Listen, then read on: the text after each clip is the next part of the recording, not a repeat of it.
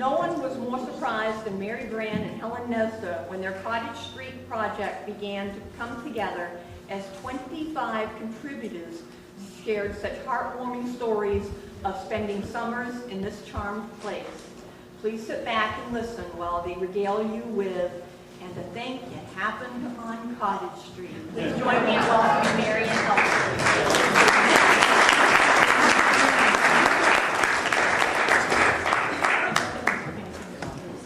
Okay, we'll just turn that on, and then there we go.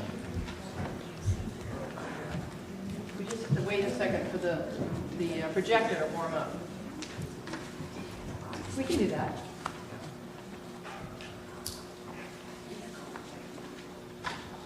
We can say while we're waiting that 25 people have contributed to the little program that we put together tonight.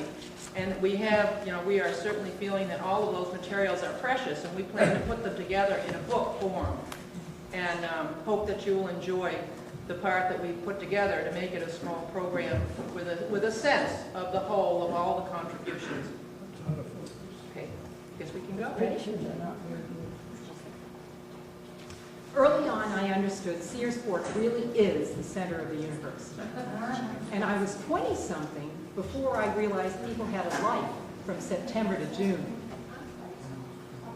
Really got to speak into Really that, got to speak into it. because a lot of people Okay. You can be on that side. Thank you. Can you still read it? Yeah, I think so. Yes. Where did I stop? Everything I needed to know was enjoyed right on Cottage Street between June and the day after Labor Day. The rest of the year was filler. That's what Mary Brand stated when pressed to write about her summers on Cottage Street. Can't turn them all off.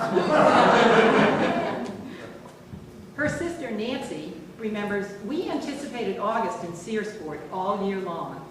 The only year I didn't go to Searsport in my whole life was 1956 when I went to Europe.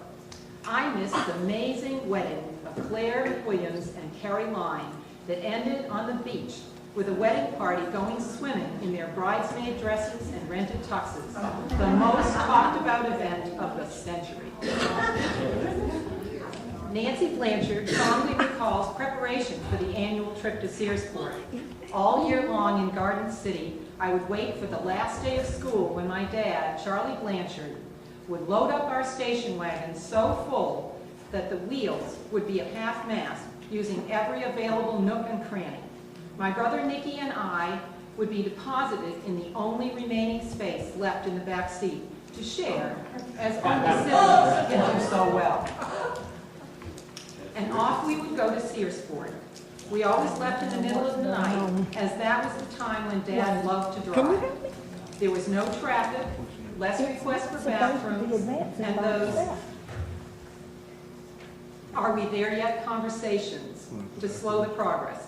In the morning, you could hear him talking to Uncle Scott as they compared the length of time it took for each of them to get to Maine. I'm supposed to advance it. hold on. Yeah, hold on, please. That's advanced. Yeah, I know, but it was advancing by itself, and I didn't know why it started doing Are you where you want to it. Is that where we want to be? We don't even know what that is. I don't know what that is. Osprey by the Jackson stop. Huh? The Osprey by the Jackson. Oh, I see. Oh, yeah. Is that where we want to be? No. You gotta go back a little, I think. Where do you Back? want me to start? From? You want No, her to not go you. back? Where's your dad? You gotta go back. More? Yeah. Are you going back? Yes. Okay, you gotta go back to, that's station wagon. Okay. You're on the station wagon. There, stop there. The Jesse J. There was, That's just to go along with going to Maine. Yeah. in the morning, you could hear him talking with Uncle Scott as they compared the length of time it took for each of them to get to Maine. You could almost see the old glimmer of good-natured rivalry between the brothers as they swapped tales. And Betty Blanchard recalls, the annual Next one. routine for crossing the bridge from New Hampshire to Maine, taking in that last breath of New Hampshire, There was one before that, should have been. and holding it until we crossed the state line in the middle of the bridge to breathe in the pure, fresh, superior air of Maine. That last lap from Belfast to Steamboat Avenue seemed like an hour. Turning onto Steamboat from the highway was a big deal.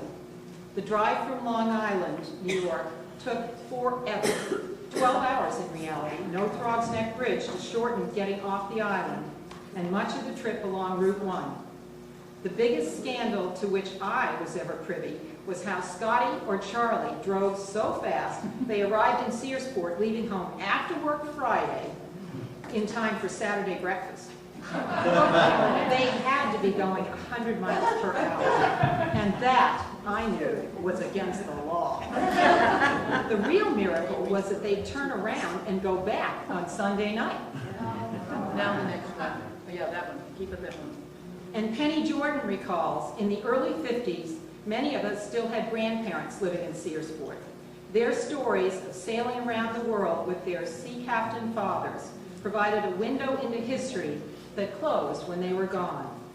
When they were all present at a Cottage Street clam bake, you felt you were in the presence of royalty.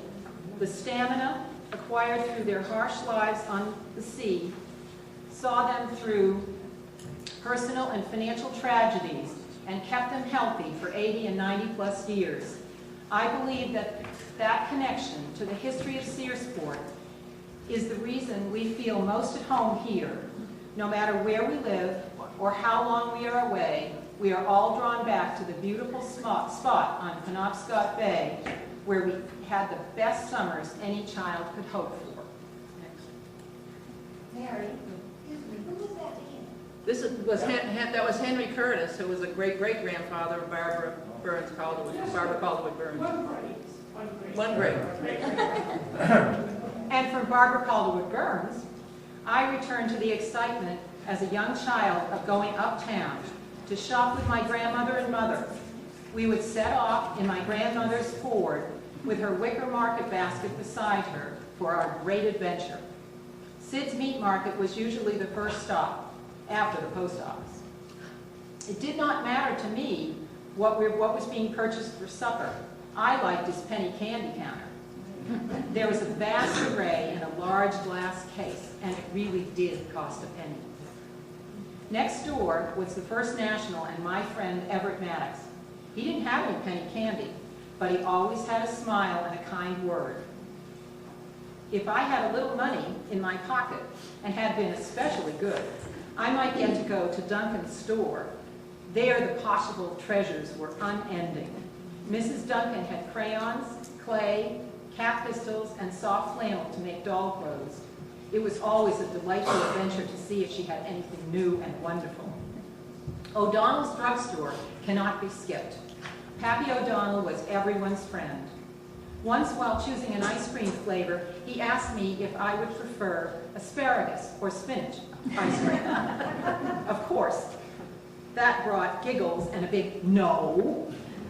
To finish our shopping, and especially if the weekend was approaching, we might go to the east side of town and get an old hen from Fred Perkins to make grandmother's delicious chicken and dumplings. We might also stop to see Abby Sinnock for some fresh donuts, bread, or rolls. I do not remember that we went to Belfast very often. Why would we, with all these good things right here?